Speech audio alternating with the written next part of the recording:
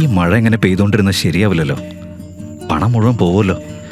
ഇന്നത്തെ മുഴുവൻ കഷ്ടപ്പാടും വെറുതെയാവും. പെട്ടെന്ന് യശ്പാലിന്റെ കണ്ണ് സൈഡിൽ കിടക്കുന്ന ബോധമില്ലാത്ത പെൺകുട്ടിയിലേക്ക് പോയി. ഇവളേതാ വെളുത്ത ഡ്രസ്സൊക്കെ ഇട്ടിട്ട് ഇവിടെ കിടക്കുന്നത്?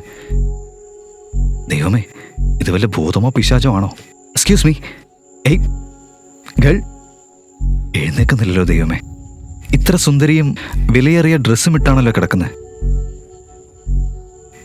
ഇവളെ കണ്ടാലറിയാം ഏതോ വലിയ വീട്ടിലെ കുട്ടിയാ. ഇല്ല, ശ്വാസമുണ്ടല്ലോ, പൾസും ഉണ്ട്. എന്തൊരു മണമാണിത് ദൈവമേ. ഇങ്ങനെ മണക്കണമെങ്കിൽ ഇവൾ എത്ര കുടിച്ചിട്ടുണ്ടാവും. ആരെങ്കിലും എന്നെ ഇപ്പൊ ഇവളുടെ കൂടെ കണ്ടാ മതി. ഈശ്വരനാണെ ഞാൻ പെടും. പക്ഷെ ഇവളെങ്ങനെ രാത്രിയിൽ ഒറ്റയ്ക്ക് വിടാനും പറ്റില്ലല്ലോ. ഞാനിപ്പോ എന്ത് ചെയ്യും?